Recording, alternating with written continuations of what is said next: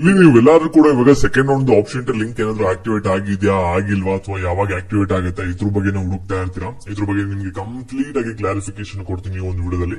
ಅದಕ್ಕಿಂತ ಮುಂಚೆ ಯಾರು ಚಾನಲ್ ಸಬ್ಸ್ಕ್ರೈಬ್ ಮಾಡ್ಕೊಂಡ್ರಲ್ಲ ಪ್ರತಿಯೊಬ್ರು ಕೂಡ ಸಬ್ಸ್ಕ್ರೈಬ್ ಮಾಡ್ಕೊಳ್ಳಿ. ಹಾಗೆ ಪ್ರತಿಯೊಬ್ರು ಕೂಡ ವಿಡಿಯೋಗೊಂದು ಲೈಕ್ ಕೊಟ್ಬಿಡೋಣ. ವಿಡಿಯೋಕ್ಕೆ ಸ್ಟಾರ್ಟ್ ಮಾಡಿ.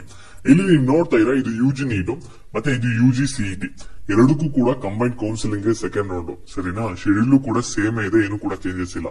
ಆದ್ರೆ ಸೀಟ್ ಮ್ಯಾಟ್ರಿಕ್ಸ್ ಲಿಂಕ್ ಆಕ್ಟಿವೇಟ್ ಆಗಿದೆ, ಆದ್ರೆ ವರ್ಕ್ ಆಗ್ತಲ್ಲ. ವಿತ್ ಇನ್ 1 or 2 hours ಅಲ್ಲಿ ವರ್ಕ್ ಆಗುತ್ತೆ, ಏನ್ ತಲೆ ಕೆಡ್ಸ್ಕೊಬೇಡಿ.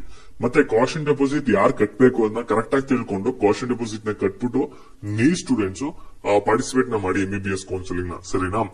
ನೆಕ್ಸ್ಟ್ ಇವಾಗ ಯಾರು ಇವಾಗ ಸೆಕೆಂಡ್ ರೌಂಡ್ ಆಪ್ಷನ್ ಟ್ರೀ ಮಾಡಕ್ ವೇಟ್ ಮಾಡ್ತಾ ಇದೀರಾ, ನಿಮ್ಗೆಲ್ಲರೂ ಕೂಡ ಕಾಮನ್ ಆಗಿ ಡೌಟ್ ಇರೋದು ಆಪ್ಷನ್ ಟ್ರೀ ಲಿಂಕ್ ಏನಾದ್ರು ಅವೈಲೇಬಲ್ ಇದೆಯಾ KE ವೆಬ್ಸೈಟ್ ಅಲ್ಲಿ ಅಂತ.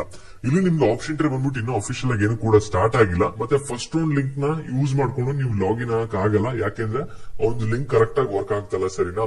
ಅದರಿಂದ ಲಿಂಕ್ ಅಪ್ಡೇಟ್ ಆಗಿದ ತಕ್ಷಣ ಇಲ್ಲಿ ಬರುತ್ತೆ ನಿಮ್ಗೆ UGCET 2024 second round option entry link ಅಂತ. ಅವಾಗ ಅದನ್ನ ಕ್ಲಿಕ್ ಮಾಡ್ಬಿಟ್ಟು ಲಾಗಿನ್ ಆಗಿ ಆಪ್ಷನ್ ಎಂಟ್ರಿ ನ ರೀರನ್ ಮಾಡಬಹುದಾಗಿರುತ್ತೆ, ಮಾಡಿಫಿಕೇಶನ್ ಮಾಡಬಹುದಾಗಿರುತ್ತೆ.